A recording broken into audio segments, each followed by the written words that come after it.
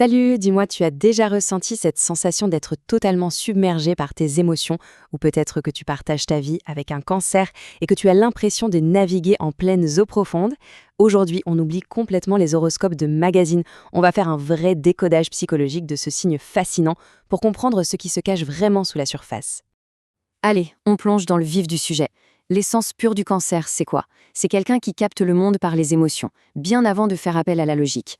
Pour faire simple, le ressenti arrive toujours avant la pensée. C'est vraiment leur filtre absolu pour traiter la moindre information au quotidien.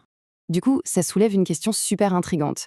Sous cette fameuse carapace que tout le monde leur connaît, quels sont les vrais courants émotionnels qui circulent? Qu'est-ce qui se passe à l'intérieur de ce monde si riche et, avouons-le, si bien gardé? Pour y répondre, notre exploration va suivre 4 grandes étapes. D'abord, l'essence océanique du signe, ensuite la dualité de l'eau avec ses parts d'ombre, puis on ira creuser les blessures et les schémas relationnels, pour finir sur un truc hyper important, le chemin vers la guérison et la liberté. Chapitre 1, l'essence océanique. On pose les bases. En tant que tout premier signe d'eau sur la roue du zodiaque, cet archétype baigne dans le monde invisible. Et il est gouverné par quoi? La Lune. Et c'est exactement là que se trouve son vrai super-pouvoir, l'intuition. C'est juste dingue, c'est cette capacité à scanner les émotions d'une pièce et à capter les non-dits, bien avant que quelqu'un n'ouvre la bouche. Mais attention, face à une telle sensibilité, la nature a tout prévu, le bouclier. C'est super important de redéfinir cette carapace. Ce n'est absolument pas de la froideur ou la distance, pas du tout. C'est une protection vitale, carrément biologique. Sans elle, l'intensité du monde extérieur serait littéralement insupportable à vivre. On passe au chapitre 2, la dualité de l'eau, avec ses forces mais aussi ses ombres. C'est fascinant quand on y pense. Exactement comme des piliers de lumière qui se reflètent dans l'eau sombre, chaque immense qualité de ce signe cache une vulnérabilité juste en dessous de la surface. C'est une dualité de tous les instants avec laquelle il faut apprendre à jongler. Prends l'empathie, par exemple.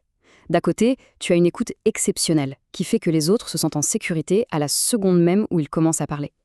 Mais le revers, c'est le syndrome de l'éponge. La perméabilité est telle qu'il y a un vrai risque d'absorber les humeurs lourdes de ton entourage, jusqu'à perdre ton propre centre de gravité.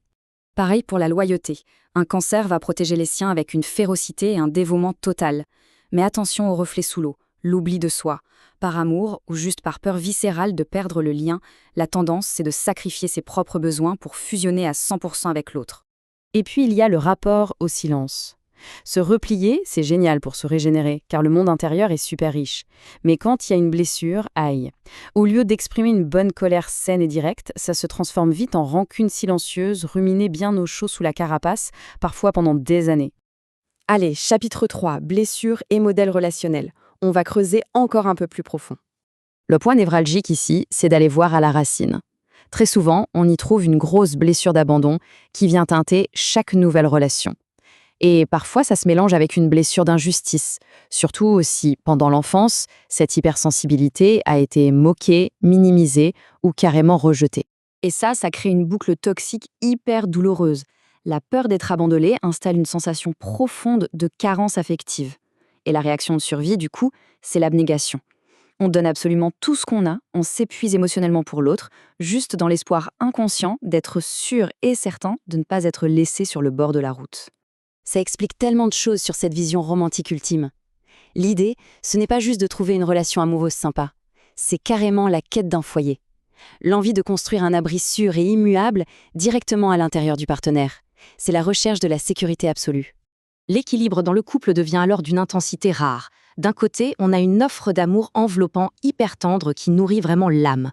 Mais en échange, le besoin d'être rassuré est vital. Et là, le gros défi se dessine clairement. Comment aimer à la folie, comment s'attacher, sans finir par dissoudre sa propre identité dans celle de l'autre. Ce qui nous amène à notre tout dernier chapitre, le chemin vers la souveraineté. C'est sans doute la partie la plus inspirante. Pour apaiser ces fameuses marées intérieures, il y a quelques leçons de vie incontournables à intégrer. Des vraies petites perles de sagesse psychologique pour trouver enfin la paix. Le plan d'action pour guérir, le voilà. Premièrement, deviens pour toi-même la source de réconfort que tu es si naturellement pour les autres. Deuxièmement, apprends à poser tes limites, et ce sans aucune culpabilité, d'accord? Et autorise-toi à recevoir sans te sentir en dette. Enfin, le dernier point le plus libérateur, réalise que ta véritable sécurité intérieure ne dépend de personne d'autre. C'est la clé de ton indépendance émotionnelle. S'il y a une seule chose que tu dois retenir aujourd'hui, c'est ça. Ne t'excuse jamais pour l'océan que tu portes en toi. Ta réceptivité, ta sensibilité, ce n'est pas un défaut ni un truc à réparer. C'est une lumière magnifique. C'est un vrai pouvoir qui demande juste à être apprivoisé.